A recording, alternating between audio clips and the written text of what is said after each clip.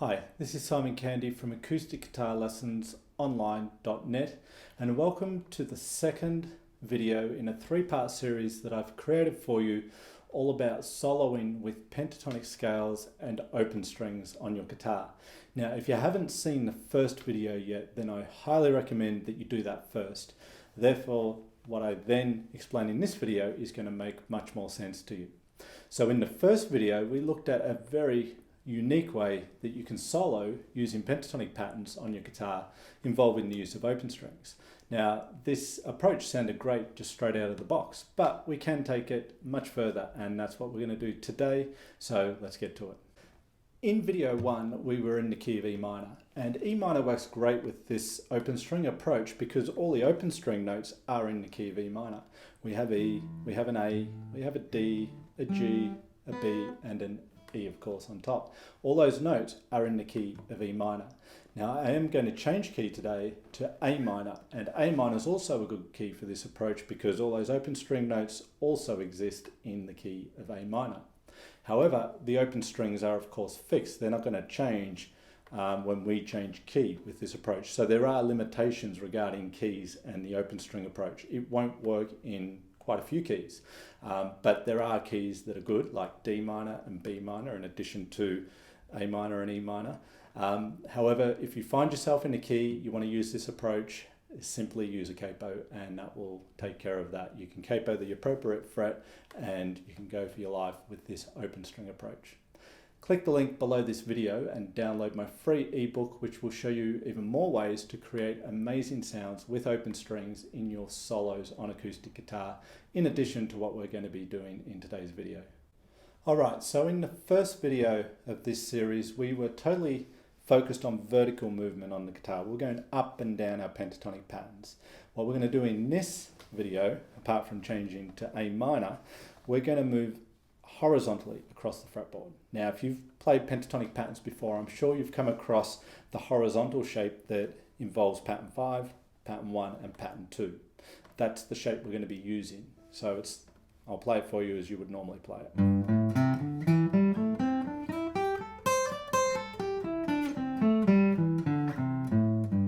Okay, so that's the combination of pattern 5, 1, and 2. However, we're not going to play it like that. We're going to use our more unique open string approach.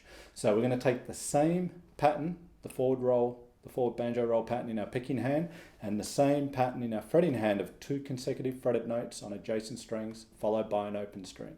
So starting with the second note of pattern 5 that falls on the 6th string, that's my thumb that plays that note. My index plays the first note that falls on the 5th string, and my middle finger plays open 4th string. And we get one forward banjo roll, one rotation. Okay, now move across to pattern 1, and from the 2nd string, or the 5th string, but the 2nd string in the pattern ascending, I play the 2nd note with my thumb. On the 4th string of the pattern, I play the 1st note with my index, and I play an open 3rd string. That's another forward roll. Then I stay in the pattern for the moment, and I go to the 4th string and play that note with my thumb. Then I go to the 1st note on the 3rd string, my index plays that note, and my middle plays open 2nd string. Then I move across to the top part of pattern 2, my thumb plays the 2nd note on the 3rd string, the 1st note of the pattern on the 2nd string, and the open 1st. Okay, same pattern as the first video, only moving horizontally now. So let me put that together for you. Okay, now coming back, we just do the backward roll and the exact reverse of what we just did. So starting at the top of pattern 2 with the open string, that's my middle finger, index plays the fretted note on the 2nd string of the pattern, thumb plays the fretted note on the 3rd string of the pattern. That's one backward roll rotation. Then I move across to pattern 1, and my middle plays the open 2nd string, 1st finger plays the fretted note on the 3rd, thumb plays the fretted note on the 4th. I stay in the pattern of pattern 1. Open 4th string is middle finger. Index plays the fretted note on the 4th string, thumb plays the fretted note on the 5th string, and then finally I move across to the lower part of pattern 5. Middle finger plays open 4th, index plays the 1st note that falls on the 5th string of the pattern, and thumb finishes us off there. Okay, so coming back. Okay, now, as was the case when we were working with our patterns in the first video, we have a little addition to the top part of the pattern to allow a smoother transition from ascending to descending. So as we did in over here in E minor in the first video, we need to add the thumb on the second string, the index top string, back to thumb on second string. And I'm playing the second note of the pattern on the second string and the first note of the pattern on the first string, and then back again. That will allow for a smoother changeover. So let me demonstrate that all together for you.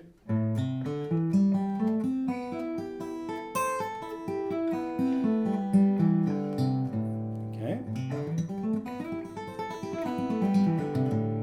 Okay, so we can generate quite a bit of speed, as was the point we made in the first video, because of the consistency of what both hands are doing with this approach.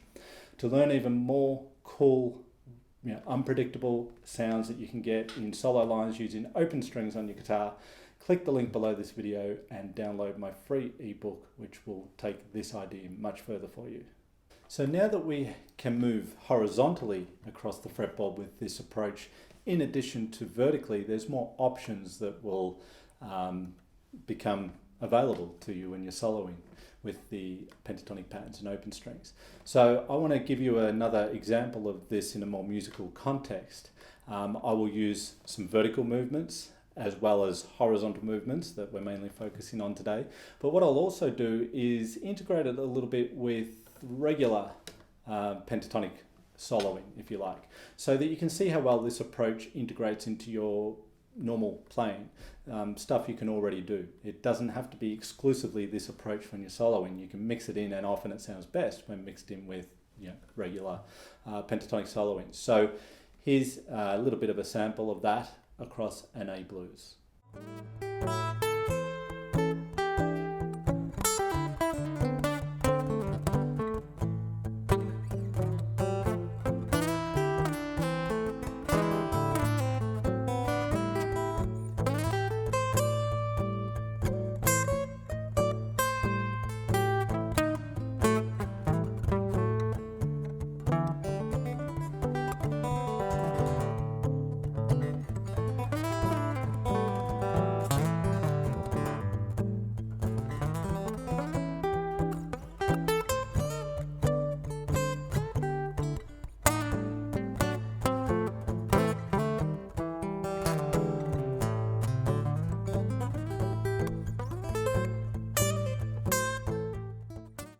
So as you just heard, this open string approach works in really well with regular pentatonic solo phrases.